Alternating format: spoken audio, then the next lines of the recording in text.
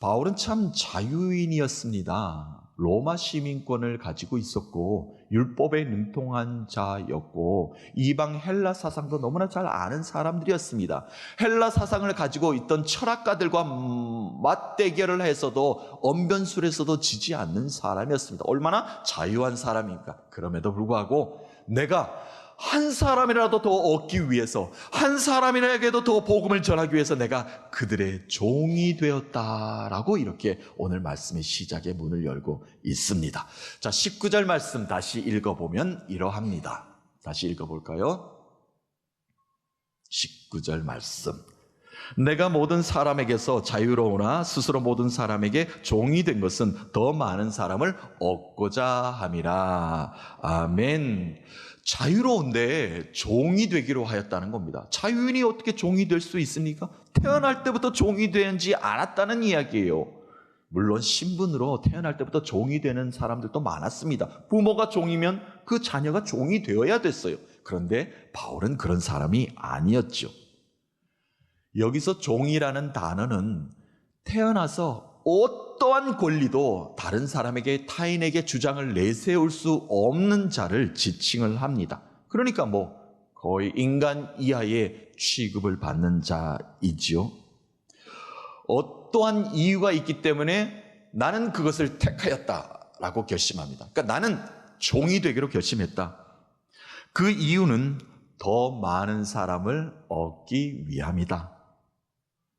이 땅에 포기할 사람은 한 사람도 없어 보인다. 한 사람이라도 더 복음을 품기 위해서, 얻기 위해서 내가 그들의 종이 되었습니다 라고 바울은 자신을 그대로 표현하고 있습니다. 자, 이처럼 바울이 얻으려고 했던 세 가지 부류의 사람들이 이 위의 말씀 중에 계속 나와요. 도대체 어떤 사람들이길래 바울이 이렇게 품으려고 했을까? 도대체 어떤 사람들이길래 바울이 이렇게 더 많이 그 사람들을 얻으려고 했을까? 첫 번째, 율법을 중시 여기고 살았던 유대인들입니다. 유대인들은 태어날 때부터, 조상 때로부터 율법을 아주 중요시 여겼던 사람들입니다. 바울은 이야기합니다. 유대인들에게 유대인같이 내가 그렇게 그런 모습을 보인 것은 유대인들의 민심을 얻으려 함이 아니요, 율법 아래에 있는 자들을 율법에서 내가 자유케 하고자 합니다. 내가 전혀 율법을 모른다라고 그들에게 다가가는 것이 아니라 율법은 이러이러합니다. 그런데 율법 속에 자유함이 있습니다. 그 자유함은 누가 여러분에게 주신지를 압니까? 예수 그리스도입니다. 그것을 지금 증거하고자 함이었다라는 것을 이야기하는 것입니다. 율법을 중요시 여기면서 어려서부터 정통 유대교육을 받은 자들이 예수 그리스도의 구원의 복음으로 바뀐다는 것은 쉽지가 않았습니다. 이에 바울은 이렇게 말을 합니다. 나 또한 그 율법을 무시하지 않습니다. 그 율법도 하나님이 주신 것입니다. 하지만 율법은 죄를 일깨워 주는 데까지는 성공합니다. 율법을 읽으면 죄가 무엇인지를 압니다. 인간이 이렇게 살면 죄라는 것을 일깨워 주기 때문이죠. 그러나 그 죄를 씻는 방법, 죄를 사하는 방법은 그곳에 없습니다. 누가 해결해 주는가? 예수 그리스도가 그 죄 씻음을 해결해 주었다. 그것을 지금 바울은 증거하고 있는 것입니다. 그러니까 유대인들에게 처음 가서 예수님이 율법을 파했습니다, 멸했습니다, 이제 율법을 읽을 필요가 없습니다, 예수 그리스도의 복음만 우리가 앞장서서 붙잡으면 됩니다, 이렇게 시작하지 않았다는 겁니다. 율법이 옳습니다. 율법은 하나님이 주신 것입니다. 율법은 우리에게 죄를 일깨워주는 성공적인 말씀입니다. 그러나 그 속에 진정한 자유를 주신 분은 예수 그리스도입니다. 출발이 다르지 않습니까? 바울은 이렇게 복음을 전했다는 겁니다. 바울의 전도는 눈높이 전도입니다. 맞춤식 선교요 전도였습니다. 무조건 율법이 틀렸다 말을 하지 않았습니다. 모두를 얻기 위해서 율법 아래 놓여 있는 자들에게 먼저 손을 내밀었습니다. 그리고 그 손을 내민 것에서부터 예수 복음을 전했습니다. 우리가 많은 선교사님들이 또한 우리가 선교를 떠나거나 전도를 할 때 어떻게 전합니까? 불교 국가도 있고 또 이슬람 국가도 많지 않습니까? 그들의 손을 잡아주는 것이 먼저입니다. 혹여 그들이 우리의 손을 뿌리칠 수도 있습니다. 그러나 끝까지 먼저 가서 그들의 손을 잡아주는 것부터 시작이 되어야 합니다. 그들을 인정하면서 눈높이를 맞추는 겁니다. 당신들은 죄인입니다. 정죄하면서 시작하지 않는다는 겁니다. 사랑이 무엇입니까? 먼저 손을 내밀고 잡아줘야 되죠. 그리고 예수 복음을 그곳에 심기 시작해야 된다는 것입니다. 마찬가지입니다. 우리가 전도를 할 때 우리의 이웃, 사상, 혈통, 우리 이웃사는 사상과 혈통과 가치관, 정치적 관념이 다른 사람들이 참 주위에 많습니다. 어떻게 마음을 우리가 얻을 수 있겠습니까? 그들을 인정하고 그들에게 먼저 손을 내밀어 그들에게 참된 진리를 전할 수 있어야만 그들의 마음을 얻을 수가 있습니다. 그리하면 그들에게 손을 내민 그 손 위에, 그들과 맞잡은 그 손 위에 성령님이 역사해 주실 줄로 믿습니다. 두 번째 한 무리가 있었습니다. 율법과 상관없이 살았던 이방인들입니다. 하나님의 이름을 한 번도 들어보지 못한 이방인들이 많이 유럽에 살았습니다. 예수 그리스도의 십자가 사건은 전혀 알지도 못했겠죠.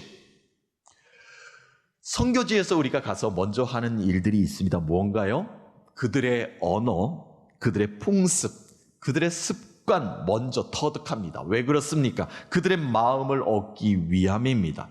친구로 다가가기 위함입니다. 그들을 모르는데 어떻게 그들에게 다가가서 복음을 전할 수 있습니까? 가장 먼저 하는 것은 그들을 알기 위해서 내가 다가가는 것. 그것이 바로 첫 번째 하는 일 아니겠습니까? 이제 이방인들은 율법, 하나님의 가르침을 모르는 사람들입니다. 그들에게 복음을 전하기 위해서는 이방인들의 삶으로 녹아 들어가야 됩니다. 너희들은 세상의 소금이다. 그 이유가 분명하지 않습니까? 소금이 녹아야죠. 그래야 맛을 낼 것 아닙니까? 녹아 들어가야 됩니다. 그들의 삶 중심으로 들어가야 됩니다.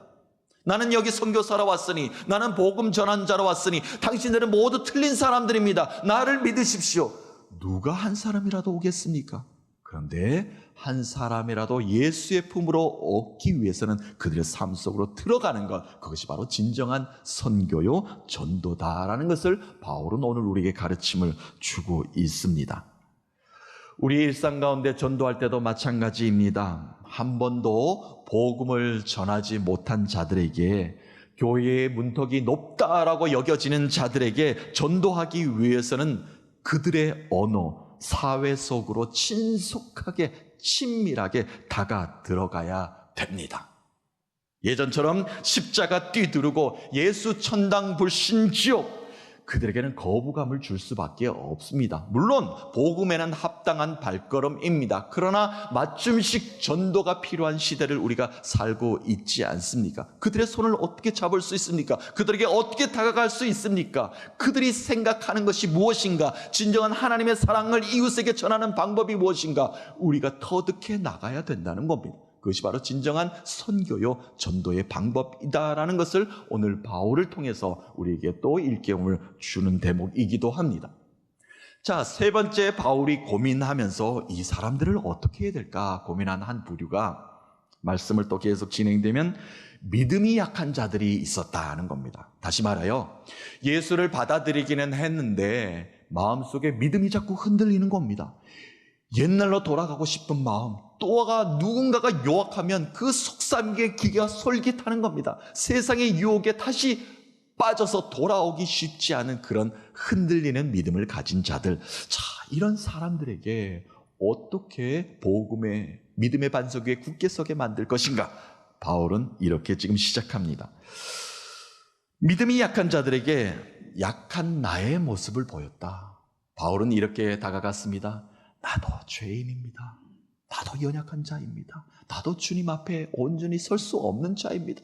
나도 얼마나 세상의 유혹에 넘어지는 사람인 줄 압니까? 공감을 얻기 시작을 하였다는 겁니다. 우리는 주님 앞에 모두 죄인입니다. 죄인이 죄인을 정죄할 수는 없는 거죠. 믿음이 약한 자들을 붙잡아 줄 수 있는 힘은 나 또한 죄인입니다 라는 것을 상대방에게 함께 공감하며 인정하는 그런 전도가 되어야 됩니다. 하나님은 나의 약함을 강하게 하셨습니다. 다시 일어서게 하십니다. 함께 힘을 냅시다. 이렇게 약한 자들과 함께 예수 그리스도의 강함을 이렇게 논할 수 있어야 된다. 그것이 바로 많은 사람들에게 전도하는 방법이다라고 말을 하고 있습니다. 바울은 왜 가는 지역마다 강한 진리로 선포하지 않는가? 의아해하며 그것을 못마땅하게 여기는 자들이 많습니다. 왜냐하면 바울을 질투하는 자들이 주위에 많았기 때문에 그렇습니다. 예루살렘에서도 바울이 유럽으로 전도를 나갔는데 왜 상황에 맞는 전도를 자꾸 하는가? 강력하게 선포하고 교회를 세워서 교회로 오는 사람만 믿음 가지게 하면 되지 않는가? 그런데 바울은 그렇게 하지 않았다는 겁니다. 나도 죄인입니다, 여러분. 나도 약한 사람입니다. 그러나 하나님이 강하게 하지 않았습니까? 이것을 많은 세상 가운데 또한 바울을 질타하는 사람들에게 경종을 울리고 싶었던 이유입니다. 내가 그들을 가르치려 들지 않은 것은 그들과 같은 약한 인간이기 때문이요. 그들과 나는 다른 사람이 아니고 예수 앞에 연약하다는 것을 알리기 위함이요 라고 이렇게 바울은 많은 사람들에게 선포하였습니다. 예수 복음으로 많은 사람들을 얻기 위해서 내가 먼저 무엇을 해야 되는가 분명해지지 않습니까? 그들을 섬기는 종이 되어야 합니다. 먼저 손을 내밀 수 있어야 합니다. 또한 낮아짐으로 다가가야 합니다. 주님의 마음으로 더 많은 사람을 품을 수 있기 때문에 그러합니다. 바울은 이 모든 사람들을 내가 품기 위해서 내가 이렇게 하고 있습니다 라는 말로 오늘 말씀을 시작한 후에 후반절에는 이런 말씀을 우리에게 주고 있어요. 나도 복음의 참여자가 되었습니다. 이 복음의 참여자가 되었다는 것은 무엇입니까? 나는 가만히 많은 사람들에게 권면만 하는 일을 하는 것이 아니라 내가 직접 필드에서 경기장에서 그 일을 감당하기 위해서 내가 열심히 뜁니다 라고 이렇게 비유로 말을 하고 있습니다. 그래서 많은 사람들을 얻기 위해서는 여러분들 어떻게 해야 됩니까? 경기장에서 여러분들이 그 많은 사람들을 얻어야 됩니다. 방 안에서, 수도원에서, 교회 안에서 많은 사람들을 얻으려고 생각하지 마십시오. 많은 사람들의 이웃의 손을 잡기 위해서는 여러분들이 직접 경기장으로 나가서 뛰어야 합니다 라고 바울은 가르침을 주고 있습니다. 이 당시에요, 그리스와 이제 로마 지역에서는 올림픽과도 같은 운동 경기가 많이 곳곳에 열렸습니다. 그러니까 다녀보신 자들은 운동 경기하는 원형극장이 많이 지어져 있다는 것을 여러분 많이 보실 텐데요. 마을마다 국가마다 진행되는 운동 경기, 그러니까 경기장에 나아가서 많은 사람들에게 명성을 떨치고자 하는 사람들이 많이 늘어나기 시작하였습니다. 열심히 내가 몸을 만들어서 경기 있는 날 나가서 내가 많은 사람들에게 우리나라의 이름을 떨치고 싶다, 나의 이름을 세상 가운데 떨치고 싶다, 1등하고 싶다, 승리하고 싶다, 상대방을 무너뜨리고 싶다 라는 마음을 많은 사람들이 가지게 되었습니다. 그래서 경기에 출전하는 사람들이 곳곳에 늘어나게 되었죠. 바울은 문화적, 시대적 상황을 비유를 들어서 오늘 복음에 어떻게 나아가야 되는가 우리에게 전해주고 있습니다. 경기장에서 승리하여 많은 사람들을 얻기 위해서는 어떻게 해야 되는가? 후반절의 말씀 보니까 첫 번째로 상을 받기 위해서는, 승리하기 위해서는 힘차게 달려야 된다라고 표현을 하고 있습니다. 자, 24절 바울의 표현 그대로 한번 다시 읽어보면 이러합니다. 운동장에서 다름질하는 자들이 다 달릴지라도 오직 상을 받는 사람은 한 사람인 줄을 너희가 알지 못하느냐? 너희도 상을 받도록 이와 같이 다름질하라. 아멘. 다름질하라. 우리 잘 아는 표현이죠. 열심히 쉬지 말고 뛰라. 그 표현 아니겠습니까? 인생을 허비하지 말라는 뜻이겠죠. 상을 받기 위해 노력하고 땀을 흘리고 준비하는 선수처럼 최종 주어지는 상을 위해서 열심히 달리라는 것입니다. 요즘도 합니다만 학교마다 운동회를 할 때요, 달리기를 잘하는 사람들은 1년치 노트 공책을 하루에 다 집에 갖고 오지 않습니까? 그렇게 생긴 적도 여러분들 많으실 텐데요. 그 노트 앞에, 공책 앞에 뭐라고 다 붙여 있던가요? 상. 이렇게 찍혀 있지 않습니까? 그거 한 권씩 다 받은 기억이 있을 줄로 압니다. 우리는 이처럼 상을 받기 위해서 열심히 달려가는 자가 되어야 됩니다. 자신의 부와 명예, 향락을 위해 달리는 자는 쉽게 지칩니다. 완주하지 못합니다. 유혹에 넘어가서 다른 트랙을 달릴 때도 많습니다. 끝까지 완주하는 자에게 상이 주어지는데 중도에 포기하는 자는 상을 받을 자격이 없습니다. 절대 상이 주어지는 법은 없습니다. 이처럼 믿음의 경주도 완주하는 자에게만 상이 기다리고 있습니다. 어떻게든 악한 영을 물리치는 자는 상을 받을 자격이 있습니다. 어떻게든 끝까지 달려서 1등하는 자에게 상이 주어집니다. 바울은요, 로마 감옥에서 그의 마지막 생을 마감할 때 귀한 말을 우리에게 남기지 않았습니까?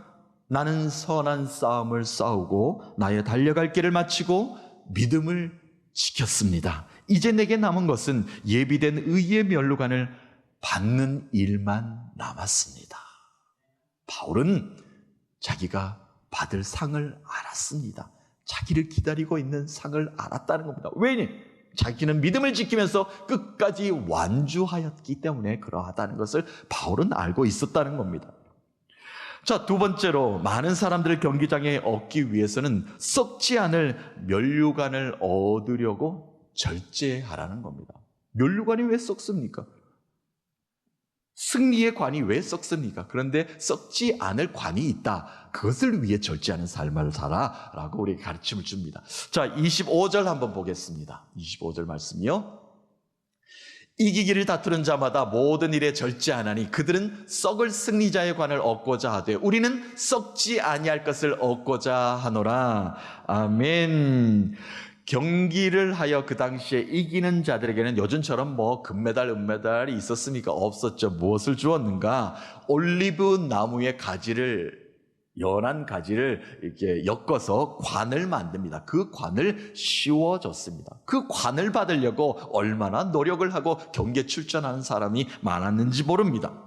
누구나 승리하여 이 관을 써보려고 다투어서 열심을 다하였고 승리자는 이 관을 머리에 쓰고 금이 환양, 자신의 마을로, 나라로 돌아오게 되었죠. 박수갈채를 받게 된 겁니다.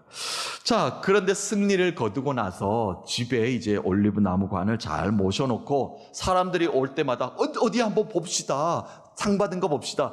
꺼내서 보여주고 싶을 것 아닙니까? 자랑거리가 되어야 되니까 말이죠. 그런데 꺼내서 볼 때마다, 그 다음이 지날 때마다, 시간이 지날 때마다 시들시들해지는 겁니다. 그때의 영광은 어디 가버리고 없는 겁니다. 그때의 박수갈채는 서서히 식어가기 시작하는 겁니다.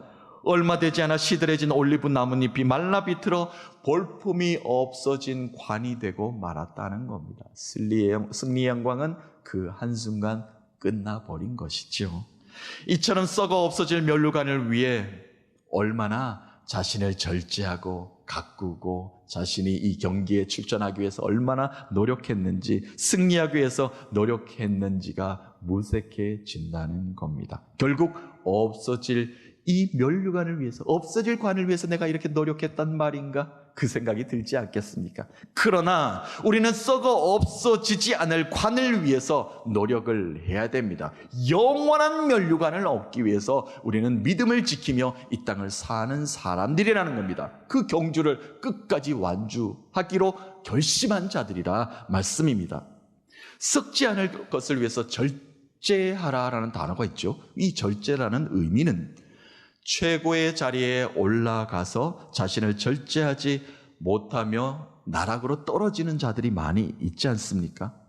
운동선수들은 자신을 절제하기 위해서 체중관리, 식습관관리, 생각과 정신무장을 절제하고 하기 위해서 얼마나 노력을 많이 합니까? 그런데 이 땅 가운데 세상의 것들, 썩어질 것들, 그 영광을 위해서 자신의 모든 것들의 노력을 기울이지 말라는 겁니다. 우리가 노력을 기울여야 될 것은, 우리가 절제해야 될 것은, 우리가 관리해야 될 것은 신앙이라는 겁니다. 믿음이라는 겁니다. 하나님이 주신 그 은혜라는 겁니다. 그것을 우리가 관리해 나아갈 때 정말 내가 마지막에 받았을 그 생명의 면류관이 영원한 나의 영광의 면류관이 될 수 있다는 말씀이 되겠습니다.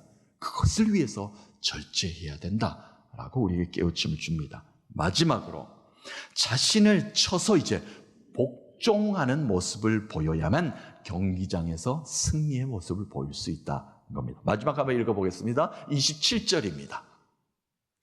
27절, 내가 내 몸을 쳐 복종하게 함은 내가 남에게 전파한 후에 자신이 도리어 버림을 당할까 두려워함이로라. 아멘. 자신을 이렇게 쳐서 복종한다는 것의 원어적인 뜻은요, 선수가 경기 전에 자신을 매우 엄격하고 심하게 훈련시키는 것을 의미합니다. 감독과 코치가 자신을 컨트롤하고 엄격하게 제어하는 것이 아니라 스스로 마음가짐 속에 자신을 제어해 나가는 것, 그것이 여기에 단어에 쓰여졌습니다. 매우 강한 스스로의 훈련이죠. 성결, 정결, 거룩, 이런 훈련을 통해서 자신을 스스로 믿음을 지켜내기 위해서 통제해 나아가는 것, 그 선수가 마지막까지 달릴 수 있다는 겁니다. 그 선수가 남을, 악한 영을 무너뜨려서 승리할 수 있다는 겁니다. 1등할 수 있다는 말입니다.